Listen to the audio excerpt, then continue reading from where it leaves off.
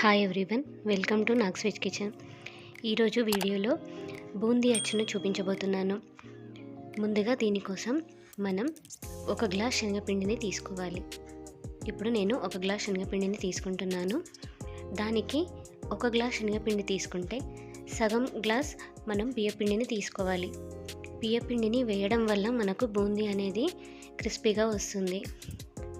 ఒక glass శనగపిండికి half glass బియ్యపిండిని వేసుకోవాలి. ఇప్పుడు ఈ రెండింటిని కూడా మనం జల్లించుకోవాలి. ఈ విధంగా జల్లించుకున్న పిండిలో మనం కొన్ని వాటర్ని యాడ్ చేసుకుంటూ పిండిని జారుడుగా కలుపుకోవాలి. అయితే వాటర్ని ఒకేసారి వేయకుండా కొన్ని వాటర్ని యాడ్ చేసుకుంటూ ఈ విధంగా విస్కర్తో కానీ స్పూన్తో కానీ లేదంటే చేత్తో కానీ మనం పిండిని కలుపుకోవాలి. పిండి కన్సిస్టెన్సీ అనేది ఈ విధంగా ఉంటే సరిపోతుంది, మరీ పలుచగా ఉండకూడదు. ఇప్పుడు స్టవ్ మీద కడాయిని పెట్టి అందులో ఆయిల్ వేసి ఆయిల్ హీట్ అయ్యాక చిల్లుల గిన్నెను తీసుకోండి. బూందీ గరిట లేకపోయినా ఈ చిల్లుల గిన్నెలో మనం ఈ బ్యాటర్ని వేసుకుంటూ బూందీని వేసుకోవచ్చు. ఇలా బ్యాటర్ని వేసుకొని ఆయిల్ బాగా హీట్గా ఉన్నప్పుడు ఈ విధంగా స్ప్రెడ్ చేసుకోవాలి. ఇలా స్ప్రెడ్ చేసుకుంటూ వేసుకోవాలి. ఈ బూందీ వేసుకునేటప్పుడు కడాయి అనేది లోతుగా ఉండేలా చూసుకోవాలి. ఇప్పుడు బూందీని ఒకసారి ఈ విధంగా కలుపుకొని బూందీ కలర్ అనేది మరీ ఎక్కువగా గోల్డెన్ బ్రౌన్ కలర్లోకి రాకూడదు. ఈ విధంగా ఉంటే సరిపోతుంది. ఇలా ఉన్నప్పుడు మనం తీసివేసుకోవచ్చు. ఇప్పుడు దీన్ని ఒక బౌల్లోకి ట్రాన్స్ఫర్ చేసుకుందాం. అలాగే మనం నెక్స్ట్ వైన్ కూడా వేసుకోవాలి. బూందీ వేసుకునే ప్రతిసారి కూడా మనం ఈ చిల్లుల గిన్నెని ఒకసారి క్లీన్ చేసుకోవాలి. ఒకసారి క్లీన్ చేసుకున్న తర్వాత వేసుకుంటే మనకి బూందీ అనేది నీట్గా వస్తుంది. ఇప్పుడు వేసుకున్న తర్వాత ఒకసారి స్పూన్తో కలిపేసి మనకి కలర్ చేంజ్ అవ్వగానే దీన్ని కూడా బౌల్లోకి ట్రాన్స్ఫర్ చేసుకోవాలి. ఈ విధంగానే మనం బూందీ మొత్తాన్ని వేసుకోవాలి.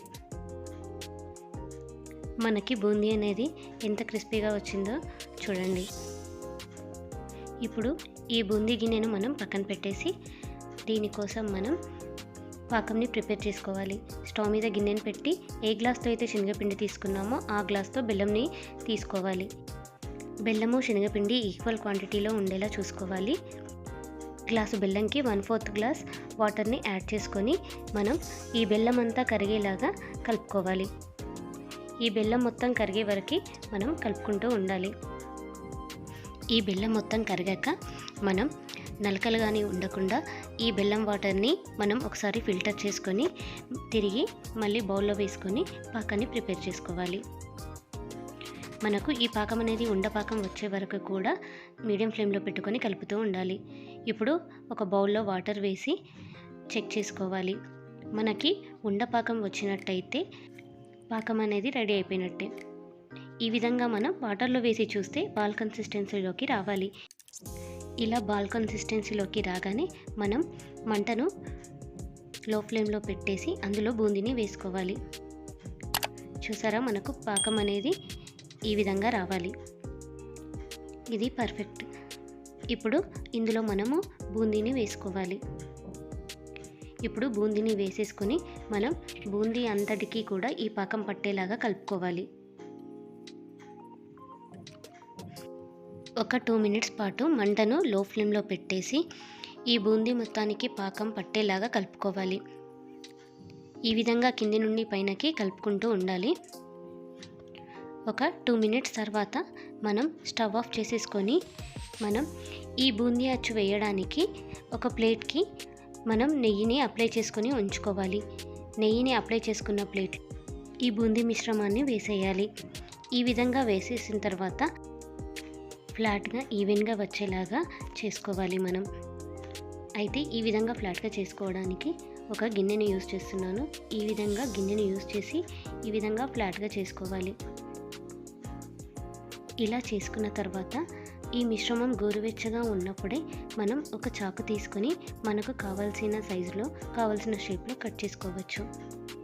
గోరువెచ్చగా ఉన్నప్పుడు కట్ చేసుకుంటే మనకు పీసెస్ అనేవి కరెక్ట్గా వస్తాయి. ఇలా మీకు కావాల్సిన సైజులో షేప్లో కట్ చేసుకొని ఉంచుకోవాలి.